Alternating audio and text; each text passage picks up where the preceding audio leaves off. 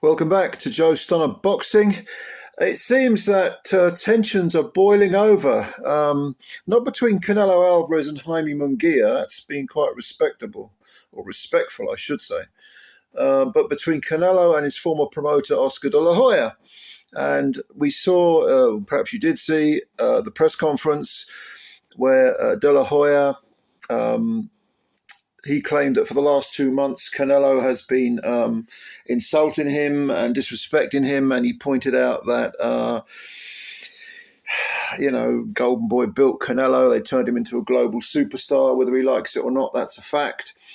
And De La Hoya, I don't speak Spanish, but as De La Hoya was still speaking, Canelo, wearing his shades, looking up at him, talking to him in Spanish. Clearly, there were insults being thrown. And De La Hoya continued under some duress. He had Canelo in his ear, but he carried on the top table. He was on the podium talking. And he made reference to 2 failed drug tests that Canelo has had. You could say there's a bit of beef between them. Boom, boom. Tainted meat. All right, mate, yeah. And at that point, that really seemed to sort of, as young people nowadays say, trigger Canelo, because he got up, still berating De La Hoya in Spanish.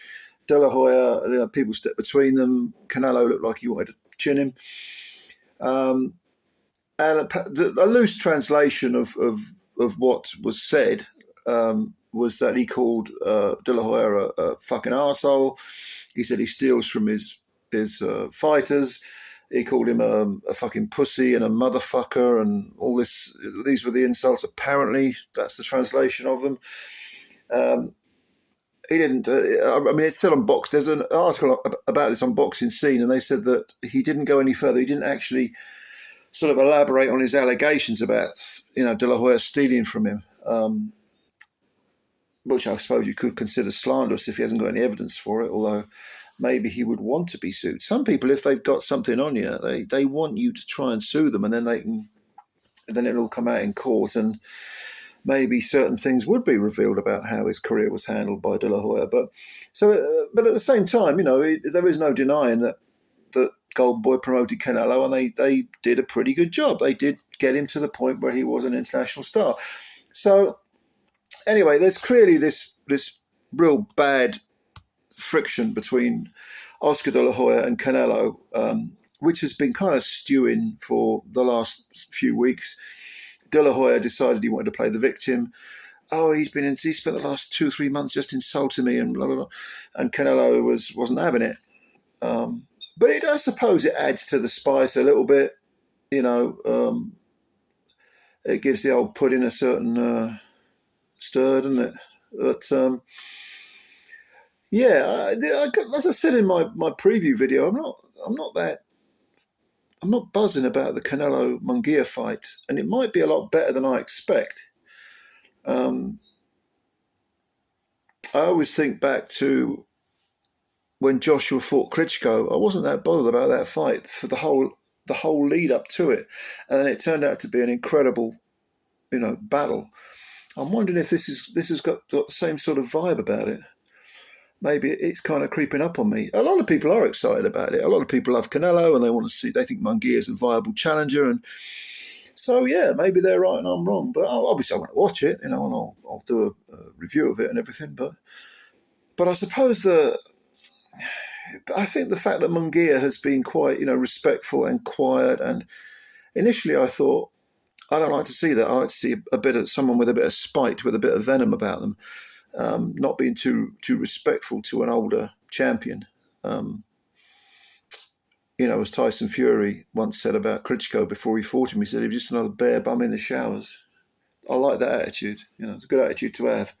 You shouldn't be too reverent to people that you're going to fight. But maybe Munguia is quietly going about his business, and De La Hoya was very flattering about him. He said this is a changing of the guard moment. I still make Canelo a very strong favourite, but perhaps Munguia, who, by the way, I said in my preview video, I thought Eric Morales was training him. In actual fact, it's Freddie Roach, who is, throughout his career has trained fighters to be very aggressive, to be very front-footed. Defense is almost a secondary consideration. And if you have speed and athleticism, that can work, like with Pacquiao. It's the obvious example. Munguia, yeah, I mean, he's a lot taller than Canelo. He's got the dimensions, but I don't know. I think against Canelo, I think you need a bit of nous, a bit of craftiness, and so you certainly need good defense.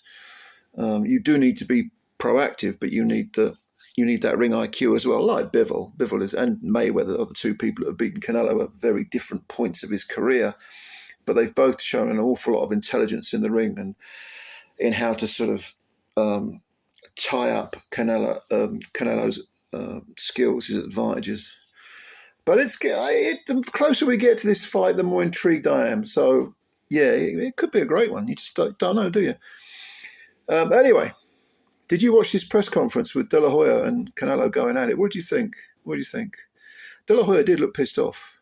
But not half as pissed off as Canelo did after a while. But, hey, we don't know. We don't know what's gone on behind the scenes. Maybe Canelo... I mean, obviously he left De La Hoya for a reason, but maybe he feels he was ripped off. It wouldn't be the first time a promoter's ripped off a fighter, would it? Let's be honest. Anyway, thank you for listening. I appreciate your time as always, and please leave your comments below. I'll have a read. And also, subscribe to the channel if you're new and hit the like button. That'd be a big deal as well. Help the channel out and spread the word about Joe Stunner Boxing. Okay, ladies and gentlemen, thank you. I will catch you later. Bye for now.